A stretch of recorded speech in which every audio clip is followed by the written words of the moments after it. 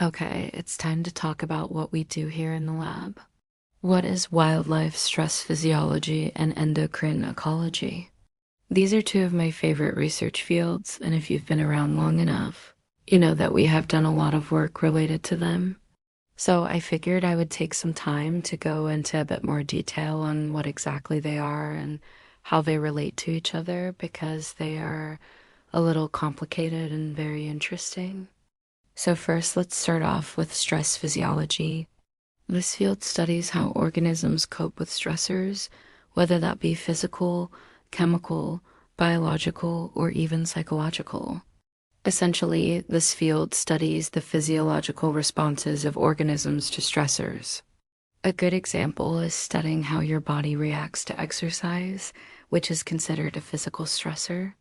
Your heart rate goes up, your breathing becomes more rapid, your muscles become tense and ready for movement. All of these are part of the fight or flight response. This response is triggered by the release of hormones like adrenaline from the adrenal gland, hence the name fight or flight response. Adrenaline triggers a cascade of physiological changes that prepare your body to run away from that thing that is making you afraid or to fight the thing that is making you afraid. If you're a little more chill like me, you might freeze and hope you didn't get noticed. Anyway, this stress response can look different depending on the species, but most animals experience some form of heightened physiological response when exposed to stressors. Endocrinology is the study of hormones and hormone systems in the body. Hormones are chemical messengers that travel throughout the body and trigger certain responses in different tissues. They help regulate a wide variety of bodily functions like growth, metabolism, reproduction, sleep cycles, and even mood. For example, insulin is a hormone that regulates blood sugar levels. Glucagon is another hormone that raises blood sugar levels. Together, these hormones keep your blood sugar within a healthy range. Both of these are examples of an endocrine system working properly. But what happens when these systems don't work, right? Well, endocrinologists seek to answer questions like this. Wildlife stress physiology and endocrine ecology borrow tools and concepts from both physiology and endocrinology to study how exposure to environmental stressors affects the function of endocrine systems. The term stressor describes any environmental condition that may cause an organism to experience stress. Environmental stressors can include things like drought, food shortage, extreme temperatures, habitat destruction, poaching, or human disturbance. To understand how environmental stressors impact an animal's physiology, scientists measure physiological parameters like hormone levels. By doing so, we can gain insight into how an animal's body responds to the environment and cope with stressors. This is useful because understanding how organisms respond to environmental stressors can help us predict how they will respond to future stressors. And it gives us insight into how we can mitigate the negative effects of these stressors. Okay, so now let's move on to endocrine disruption. As I mentioned before, stressors can negatively impact endocrine systems. This means that environmental stressors can disrupt an organism's endocrine system. In some cases, this disruption results in the inappropriate release of hormones, which disrupts normal physiological functioning.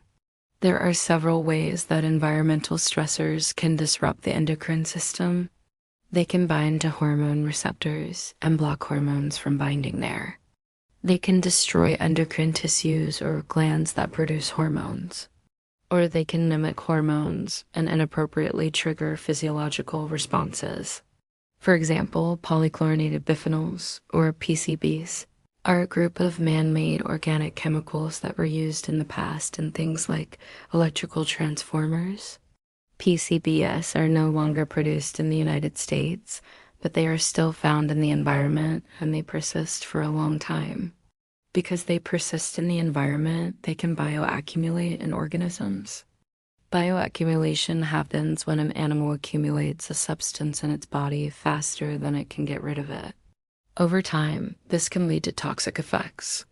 For example, in fish-eating birds, high concentrations of PCBs can interfere with egg production and impair immune function. PCBs are just one example of an endocrine disruptor. Other well-known endocrine disruptors include pesticides like atrazine and bisphenol A or BPA, which is found in things like water supply lines and food packaging.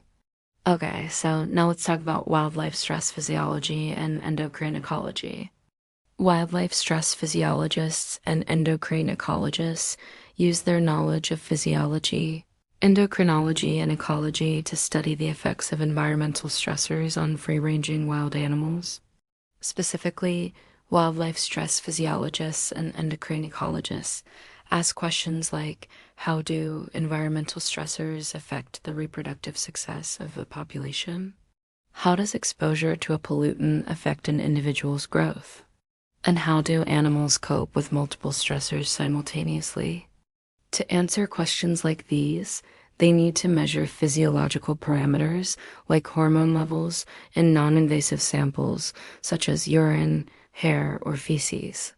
This is important because measuring physiological parameters in non-invasive samples allows researchers to study animals in their natural environment without capturing them. Capturing animals can be stressful for them, and it's often logistically challenging. It also can be dangerous for the researchers. Therefore, being able to collect samples like scat or urine in the wild is super valuable.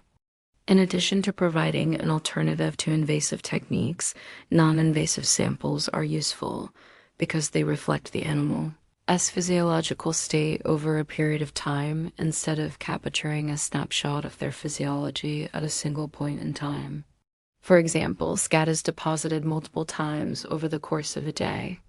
Therefore, it contains a mixture of hormone metabolites from different physiological events. As a result, metabolite profiles in scat provide an average measure of the animal's physiological state over the course of a few days. Scatological data also provide insight into an animal's recent diet. Stable isotope analysis of scat, for example, can reveal what an animal has been eating. In addition to hormone analysis, this can help researchers better understand the relationship between diet and physiology.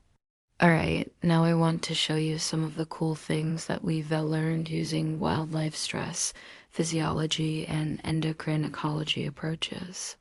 In 2018, a team of researchers used scat to study the impacts of human recreation on black bears in Great Smoky Mountains National Park.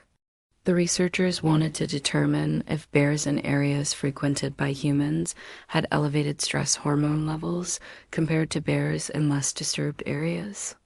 The study revealed that indeed, bears living in areas of higher levels of human recreation had elevated fecal glucocorticoid metabolite, or FGM, concentrations. Their findings suggested that even low levels of human disturbance can have impacts on the physiology and behavior of wildlife. Another study published in 2018 sought to understand the impacts of wildfire on a threatened amphibian. Amphibians are particularly vulnerable to the effects of wildfires because they depend on moist habitats. In many ecosystems, wildfires are becoming more frequent and intense due to changing climate conditions. Using radiotelemetry, researchers located spadefoot toads in California's Redwood Coast and Trinity Alps National Forests. Some of these toads lived in areas recently affected by wildfires, while others lived in areas that were not recently affected. The researchers collected fecal samples from these toads and analyzed them for FGM. Toads living in burned areas had significantly higher levels of FGMs than those living in unburned areas.